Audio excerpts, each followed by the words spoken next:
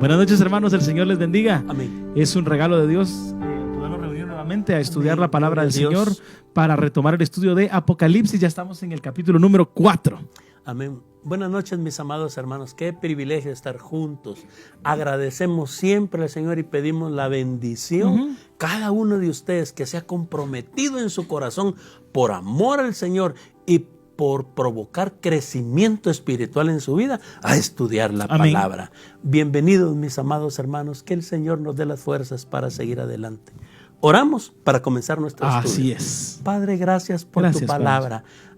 Gracias por revelarnos a través de ella tu voluntad, tu propósito para nosotros. Queremos, Señor, ser humildes y pedir la dirección de tu Espíritu Santo para que, como dijo el apóstol Pablo, al estudiarla nos presentemos delante de ti como obreros que no tienen de qué avergonzarse porque trazan bien la palabra de verdad. Gracias por esa ayuda. Bendice, Señor, a cada uno de nosotros que hoy estamos dando este tiempo precioso para que nos bendigas a través del estudio de tu palabra. Oramos en el nombre de Jesús. Amén. Amén. Amén. Amén. Apocalipsis 4:4. 4:4. Quedamos en el estudio pasado. ¿Quiénes son? Exacto, eso te iba a decir. Terminamos con una pregunta. ¿Quiénes son estos 24 ancianos que está hablando Apocalipsis 4:4? Y la primera vez que se mencionan en Apocalipsis es en el versículo 4 del capítulo 4, que vamos a leer en este momento. Continuación. Y alrededor del trono había 24 tronos. Y vi sentados en los tronos a 24 ancianos, vestidos de ropas blancas con coronas de oro en sus cabezas. Ahora, ¿quiénes son estos 24 ancianos? Mencionados en el capítulo 4, versículo 4, por primera vez, pero hay algunas claves en el capítulo 5, 9, versículo 9 y 10. Y el versículo 10, que al reunirlas van a ser el material en el que podemos trabajar para intentar responder a la pregunta, ¿quiénes son estos 24 ancianos? Recordando algo que se ha dicho desde el inicio de este estudio, debemos ser respetuosos de estudiar la Biblia, que es su propio intérprete. Correcto. Y a través de versículos que dan luz para otros podemos entender un poco el mensaje de la revelación que Dios hizo de Él mismo para nosotros en su palabra y que basta con ella para cumplir nuestro plan de alimentación, digámoslo así. Amén. La semana pasada Marlene Eunice me dijo, papá, fíjate que vi un video de un muchacho que dice que de unos números sacó el día exacto en el que Jesucristo va a retornar a la tierra, viendo lo que pasó en esta pandemia, que todos esos números, y que el Señor le reveló el día exacto en el que Él va a regresar a la tierra. Primera cosa, no hay revelación aparte de la Biblia. Exacto. Segunda cosa, esta revelación dice que nadie, ni Jesús lo sabe. Solo el Padre. ¿Cómo lo va a saber Él? Total. Entonces, hermano, lamentablemente por eso cuánta gente no estudia estos libros proféticos. ¿Por qué? Porque como ha oído cantidad de cosas equivocadas. Y ese tipo de gente hace también que la gente pierda el interés de leer la palabra, el libro, porque como suena tan llamativo. Yo me recuerdo un maestro que tuve de matemáticas que yo a veces en las ecuaciones ponía un numerito ahí para ver cómo lograba. Y ese número no lo sacaste, el teacher Rudy te recuerda. Ese número te lo estás sacando de la nada, quítalo, eso no es así.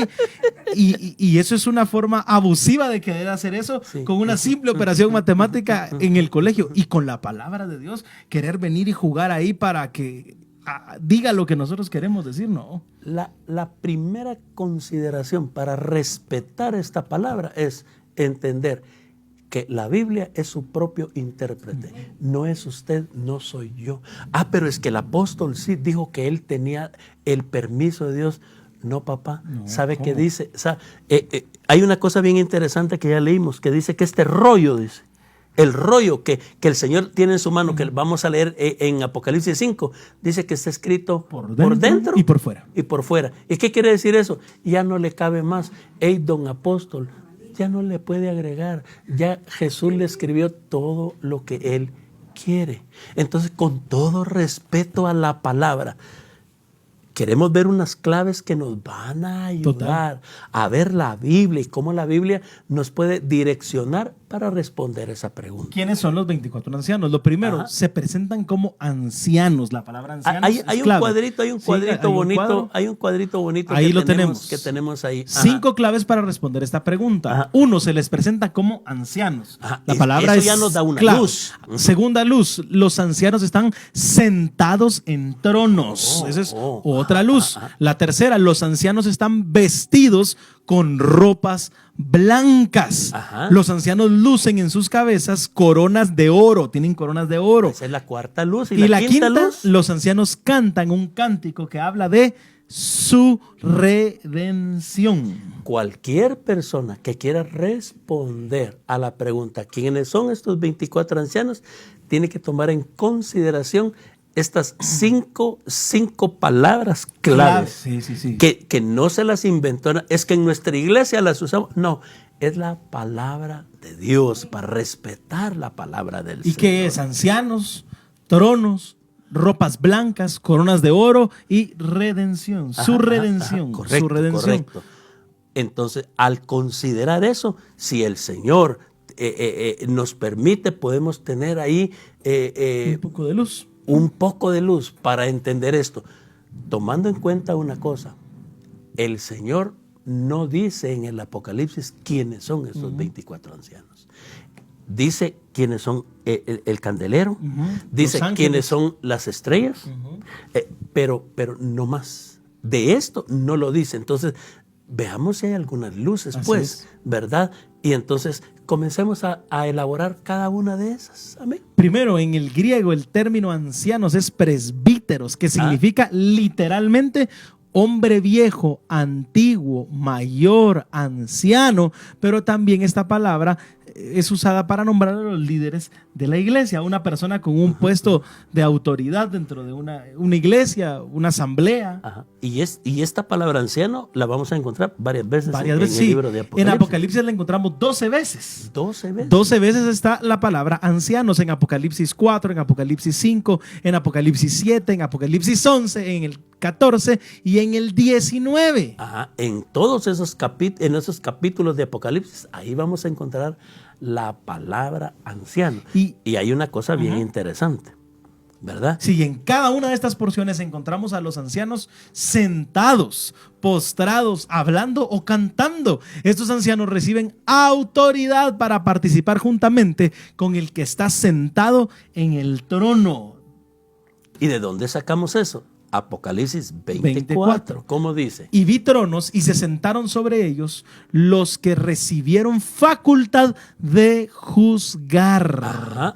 Y vi las almas de los decapitados por causa del testimonio de Jesús y por la palabra de Dios, los que no habían adorado a la bestia ni a su imagen y que no recibieron la marca en sus frentes ni en sus manos, y vivieron y reinaron con Cristo 1000 años. Y mira qué interesante. Volvamos a leer las primeras 2 líneas. ¿Cómo dice? Y vi tronos y se sentaron sobre ellos los que recibieron facultad de juzgar. Te pregunto, para sentarse en uno de estos tronos, ¿qué me faculta? ¿Que yo tenga la capacidad de qué? Juzgar. Que yo haya recibido la facultad de juzgar, más bien que dicho. Haya alguien que sea soberano de toda la tierra que me diga, mira, vas a juzgar conmigo. Correcto. Y Jesús, que te haya nombrado Jesús. Y si te sentaste ahí, es porque Él te está dando la facultad de juzgar. Ya eso ya nos da una luz a nosotros. Ahora, la palabra griega traducida en el versículo 4 como ancianos nunca se usa en la Biblia para referirse a ángeles, sino únicamente a hombres, particularmente a hombres de cierta edad que tienen la madurez y están preparados para gobernar. Esto mismo encontramos en el Antiguo Testamento. Éxodo capítulo 3 es Éxodo 4 versículo 29. Y esto de los ángeles, ¿por qué lo mencionamos? Porque algunas personas creen que pudieran ser ángeles, pero hay ciertas cosas de las que estamos viendo, de las palabras, en el contexto que se usaba en el tiempo de la Biblia y de lo que significa la palabra, que nos dan luz para entender un poquito más. Mire, ya dijimos entonces que son ancianos, pero ningún anciano tiene la autoridad de juzgar. Totalmente. Y ningún anciano, ningún ángel fue llamado anciano. Mire, Éxodo 4:29. Éxodo 4:29. ¿Cómo dice ahí? Y fueron Moisés y Aarón y reunieron a todos los ancianos de los hijos de Israel. Entonces, ¿qué quiere decir volvamos al versículo, por favor. Mire, ¿fueron quiénes? Moisés Aarón. Son las autoridades del pueblo. Pero ¿invitó a quiénes? A unos ancianos. ¿Por qué invitó a ancianos? Porque necesitaba tener gente que le ayudara en el gobierno del pueblo, en organizar el pueblo. Exactamente. Esto sucede en el Antiguo Testamento. Entonces vemos que la palabra anciano significa persona que ayuda al gobernante principal. Colabora. Exactamente. Colaborando con el gobernante principal en la función de gobernar. Que es escogido, ¿verdad? Correcto. Es escogido. Y eso mismo miramos en el Nuevo Testamento. Hechos 14:23. Mire lo que dice Hechos 14:23. Y constituyeron ancianos en cada iglesia, y habiendo orado con ayunos, los encomendaron al Señor en quien habían creído. Mira, constituyeron ancianos. Por estas nuevas obras necesitaban una persona de autoridad. ¿Y cómo se llamaba esa persona de autoridad? Anciano. Primera Timoteo capítulo 5, versículo 17 refuerza también esto. Los ancianos que gobiernan bien sean tenidos por dignos de doble honor, mayormente los que trabajan en predicar y enseñar. Entonces, la primera cosa que vamos a decir aquí, que un anciano es una persona que está siendo llamada a un puesto de autoridad. En el Antiguo Testamento, en el pueblo de Dios, y en el Nuevo Testamento, en la iglesia. Así es. Y otra cosa que tenemos que decir es que no encontramos la palabra ancianos en ninguna parte de la Biblia para referirse a figuras celestiales. Sí. A ángeles o espíritus. Antes bien presbíteros, que es la palabra griega, siempre se refiere a personas, a seres humanos. A seres humanos. No es que Moisés llamó un par de ángeles para organizar al pueblo, ni que cuando está hablando Timoteo y Hechos, miren, consíganse ahí un par de ángeles, mándenos a Gabriel, a Miguel, que nos ayuden a gobernar la iglesia. No, son personas, redimidos, lavados con la sangre de Cristo. Fíjate que todo lo contrario, en vez de que un ángel tenga la autoridad, al hombre que tiene la autoridad en el Apocalipsis se le dice ángel también. Exactamente. Sí, porque es el mensajero. El que lleva el mensaje. Porque es el mensajero, ¿verdad? Interesante. Entonces, la palabra anciano nos decanta, nos dice, más bien pudiéramos pensar que son hombres. Y quizás algunos dirán, y no ángeles. Yo hubiera querido que dijera esto, que fuera lo otro. Porque a veces lo que está en la palabra de Dios no es que sea básico, sencillo, simple, sino que es lo que Dios dijo ahí, es lo que está establecido y punto, y no hay que meterle nada más. Pero sigamos, dice también que estos ancianos de Apocalipsis 4 aparecen ¿cómo? Sentados en los 24 tronos. El verbo para sentado es katimai, cuyo significado básico es sentarse, estar sentado. Al estudiar los contextos en los que se encuentra este verbo, entenderemos que el uso de katimai se relaciona con la mayoría de veces con un rey o soberano, sea humano o divino, en un trono, por lo que este verbo denota un sentido de autoridad y de honor, a diferencia de alguien que se sienta en el suelo, que está en señal de derrota o de vergüenza, como vemos en Isaías 47:1. Leamos eso. A ver, la diferencia. Desciende y siéntate en el polvo, virgen hija de Babilonia, siéntate en la tierra, sin trono, hija de los caldeos, porque nunca más te llamarán tierna y delicada. Siéntate en el polvo, vos no tenés trono. ¿Cuál es la forma bíblica de decir que está derrotado? Sentarse en el polvo, tirarse al piso, quitarle el trono. Sin trono. Y entonces como dice esta palabra, katimai, katimai no solo quiere decir se sentó, o sea, no quiere decir no está parado, no. Tiene una connotación de victoria y autoridad. Es que no se puede sentar cualquier persona en ese trono, en esa silla, digámoslo así para entenderlo. Usted entra a un lugar donde están reservados los lugares y si no ve su nombre, usted no se puede sentar ahí. Eso es lo que está diciendo aquí la palabra. Mira, el que está sentado en el trono, está sentado porque fue redimido, porque fue lavado por la sangre de Cristo. No cualquiera se puede sentar ahí. No por los méritos propios, sino por los méritos de Cristo, por supuesto. Y tenemos que pensar que hay un trono central. Un trono central. Alrededor de él hay 24 tronos. Pero el trono este es imponente, único. Pero estos 24 son llamados por el que está en ese trono. Y algo bien lindo que decías y que lo hacías con la mano, ¿verdad? Están alrededor. La palabra ahí es como perímetro. Están rodeados. No hay unos a la derecha, otros a la izquierda, unos adelante. Unos más cerca, otros más lejos. No, están equidistantes. Todos rodeando el trono. Equidistante significa de la misma distancia del anciano, al Rey de Reyes y Señor de Señores. Los 24. Entonces, en ninguna parte de la Escritura se habla jamás de ángeles que gobiernen o se sienten en tronos. No.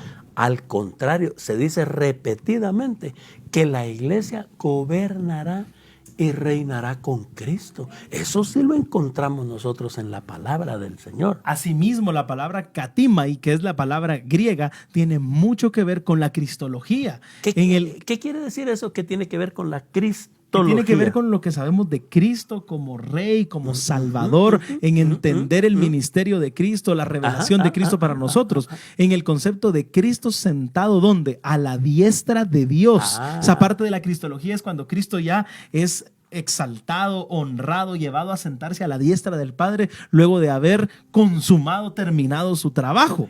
Qué lindo, ¿verdad? Mira, Salmo 110:1 y es tan precioso porque desde allá se está profetizando esto. Salmo 110:1. ¿Cómo dice? Jehová dijo a mi Señor, siéntate a mi diestra hasta que ponga a tus enemigos por estrado de tus pies. Sentar es autoridad en la Biblia. Total. Es que yo me imagino que esa autoridad sí le pegué, pero no es por mi imaginación, es porque la Biblia lo dice.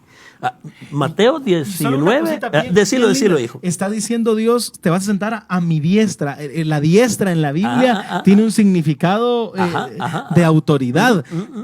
Aquí le está diciendo Dios a Cristo, siéntate a mi diestra. Pero todos los demás, los 24 están, no hay uno a la derecha, no hay uno a la izquierda, porque hermano, los redimidos del Señor, al ser lavados por la sangre de Cristo, allá no va a haber que dejen pasar al profeta, por favor, muchos dejen pasar al pastor de la iglesia más grande de Latinoamérica. No. Es hijos de Dios. Mateo 19:28. ¿Qué dice? Y Jesús les dijo, de cierto os digo que en la regeneración, cuando el Hijo del Hombre se siente en el trono de su gloria, se siente en el trono de su gloria, vosotros que me habéis seguido también os sentaréis sobre 12 tronos para juzgar a las 12 tribus de Israel. Fíjate que dice que cuando Cristo se siente en su trono de gloria, siente ahí es katimai.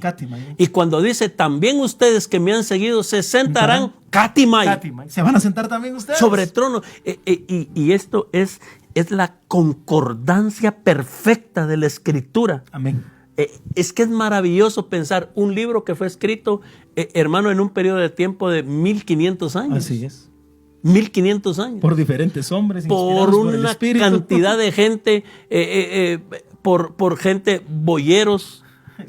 Como Oseas, Amós, perdón, hermano, reyes, estadistas, totalmente, profetas, pescadores, y que concuerde de esa manera es porque es el libro de Dios, no es de esta gente, es el libro de Dios. Mire qué lindo, lo dice el Salmo, lo dice Jesucristo en Mateo, y mire también el apóstol Pablo en 1 Corintios capítulo 6, verso 2 al 3, ¿cómo dice? ¿O no sabéis que los santos han de juzgar al mundo? ¿Cómo? ¿Y no sabéis que los santos han de juzgar al mundo? Te está preguntando, ¿saben que van a juzgar al mundo? Y si el mundo ha de ser juzgado por vosotros, ¿sois indignos de juzgar cosas muy pequeñas? Y fíjate que aquí esa pregunta es bueno, muchachos, que ustedes ya tendrían que saberlo. Totalmente. ¿Qué pasó? ¿Qué pasó? Segunda Timoteo 2:12. Si sufrimos, también reinaremos con Él. Si le negáremos, Él también nos negará. Apocalipsis capítulo 1, verso 4 al 6. Juan a las 7 iglesias que están en Asia. Gracia y paz a vosotros, del que es y que era y que ha de venir, y de los 7 espíritus que están delante de su trono, y de Jesucristo, el testigo fiel, el primogénito de los muertos y el soberano de los reyes de la tierra, al que nos amó y nos lavó de nuestros pecados con su sangre, y nos hizo reyes y sacerdotes para Dios, su Padre. A Él sea gloria e imperio por los siglos de los siglos. Amén. Hay un solo soberano. Así es. Un solo soberano. Pero este soberano nos hizo reyes y sacerdotes. Vamos a reinar con Cristo. Primera Pedro 2, 9, 10. Mas vosotros sois linaje escogido, real sacerdocio, nación santa, pueblo adquirido por Dios, para que anunciéis las virtudes de aquel que os llamó de las tinieblas a su luz admirable. Vosotros que en otro tiempo no erais pueblo, pero que ahora sois pueblo de Dios, que en otro tiempo no habíais alcanzado misericordia, pero ahora habéis alcanzado misericordia. Son linaje escogido, son real sacerdocio. Y Apocalipsis capítulo 2, versos 26 y 27, mira qué lindo. Al que venciere y guardare mis obras hasta el fin, yo le daré autoridad sobre las naciones. Y las regirá con vara de hierro, y serán quebradas como vaso de alfarero, como yo también le he recibido de mi Padre. Y mira, dice, le daré autoridad sobre las naciones. Hermano, hay un propósito bendito de Dios para la iglesia, que reinemos con Él en ese evento escatológico en el que nosotros creemos. Hay un montón de gente que no quiere creer, se dicen evangélicos, cristianos, y están perdiendo la fe en la Biblia. Totalmente. El milenio. Ahí vamos a estar, eso es lo que dice aquí la bendita palabra. La palabra katimai, anciano, ya dijimos, la implicación de que sea un anciano. Y que esté katimai, que esté sentado, significa autoridad. No es que esté sentado para ver algo, no, lo están llamando para eso. En Éxodo que leíamos, Moisés y Aarón como encargados del pueblo, que Dios los coloca como eso. Perfecto. A Moisés y Aarón llaman a gente, y aquí acabamos de leer cómo el Señor llama a su iglesia para gobernar. No es un puesto que yo puedo asaltar y quitar y tomar y usurpar ese trono, me están invitando, y algunas personas piensan que van a arrebatar, y sobre todo les gustan esas palabras, ese trono de autoridad, y ellos lo van a conquistar. No tenés que hacer nada, sos lavado por la sangre de Cristo, amás al Señor con todo tu corazón, Él es Señor de tu vida, te está invitando en su debido tiempo a juzgar y a gobernar.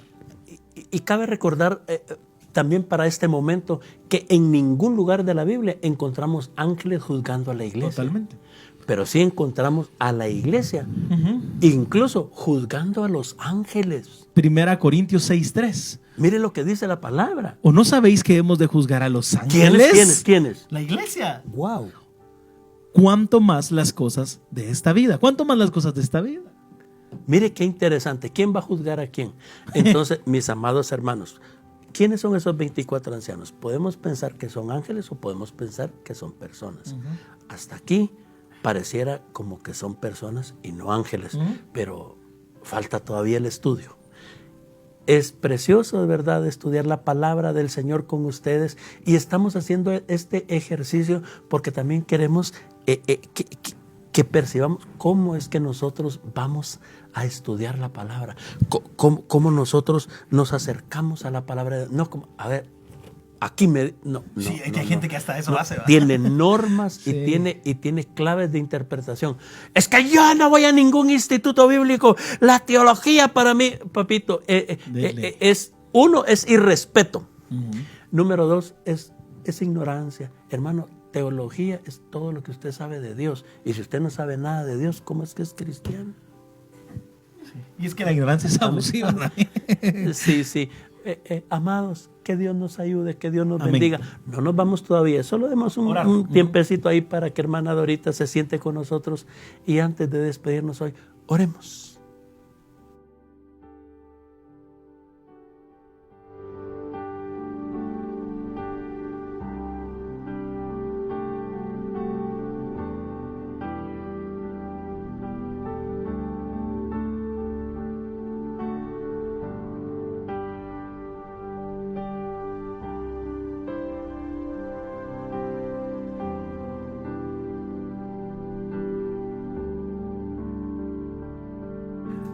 Buenas noches, hermana Dorita. Buenas noches, hermano Danilo. Amén. Dios les bendiga a todos. Amén. Qué precioso el regalo que tenemos nosotros como hijos de Dios de tener ese acceso tan directo a estudiar la palabra de Dios. Amén. Amén. Yo vengo de familia cristiana y mi abuelita decía que cuando ella era niña leían algo de la Biblia los sacerdotes católicos en latín. Decían algunas palabritas. Correcto. Ahora nosotros tenemos en español diferentes versiones y nos gozábamos con estudiar hoy de los 24 ancianos. El Señor es el que sabe bien quiénes son. Y vamos a orar ahorita. Amén. Amén. Vamos a pedirle al Señor que Él nos bendiga a todos. Únase con nosotros. Amén, hay una necesidad, hay fe en su corazón. Este es el momento de llegar al trono de la gracia para pedir la misericordia y la gracia de Dios. Oremos, hermanos. Padre, gracias. Oh, sí, Dios. Gracias por todas tus bondades, Señor. Gracias porque nuevas son cada mañana tus misericordias para nuestras vidas. Gracias por darnos tu bendición cada día, Señor.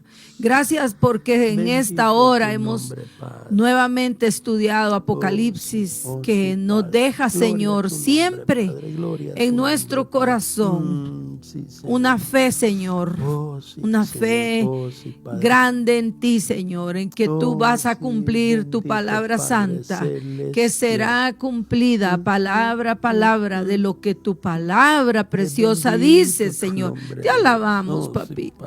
Te adoramos y te pedimos en esta hora que tú bendigas a cada hermano, a cada hermana que está conectado con nosotros ahorita para orar, para estudiar la palabra. Y Señor, nos unimos con tu pueblo para aclamarte a favor de muchas necesidades que hay, Señor. Ahora mismo, Señor.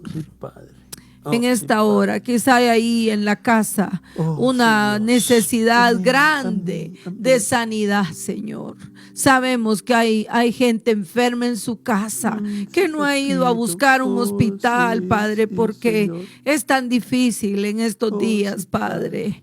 Pero Señor, ahí estás tú para obrar milagros de sanidad en los hospitales también, Padre, donde usted, hermano, hermana, tiene un familiar hospitalizado. Nos unimos para que, Señor, tú visites esos cuerpos enfermos, para que tú hagas obras sanadoras, papito lindo. Tú eres el mismo de ayer, de hoy y de siempre. Y tu palabra santa en Isaías dice que Él llevó toda enfermedad, toda dolencia, que Él en la cruz nos limpió de todos los pecados, pero también limpió toda enfermedad, porque por sus llagas hemos sido curados. Aleluya, Padre. Oramos con fe que tú toques desde el bebé más chiquito hasta el anciano más grande que esté necesitando sanidad, Señor. Obra tu, papito. Obra tú, mi Señor. También oramos por provisión económica, Padre, porque tú, Señor, proveas. Padre, hay tanta gente, Señor, que ahora, Padre, necesita comida, necesita, Señor, las provisiones, Señor, vitales, Padre. Por favor, Padre, abre puertas, Señor. Abre puertas de bendición, de provisión, Dios amado. Y también de protección, Señor. Queremos pedirte que tú protejas nuestras vidas, la vida de todos los que diariamente salen a trabajar, todos los que, Señor, se exponen al peligro, Dios, del virus, de la violencia, de la maldad, del clima que ha hecho tantas cosas, la lluvia. Padre, protege, Señor, a los que están en albergues, a los que están quizá viviendo muchos en una casita donde les dieron posada. Padre, protege, papito lindo. Tú eres nuestro protector, tú eres nuestro guardador. Y tú dices, de mi mano nadie les arrebatará. Trae paz, trae nuevas fuerzas a todos tus hijos, Señor. Y que hoy recibamos tu bendición. Que tú toques vidas, que tú llenes de paz, de fe, de esperanza la vida de tus hijos. Pedimos, Dios amado. Gracias por oírnos. Gracias porque lo dices claro en tu palabra en Jeremías. Clama a mí y yo te responderé. Y te enseñaré cosas grandes y ocultas que tú no conoces. Gracias por tu gran amor. Gracias en el nombre bendito de Jesús. Amén. Amén. Buenas noches, mis amados hermanos. El Señor esté con ustedes.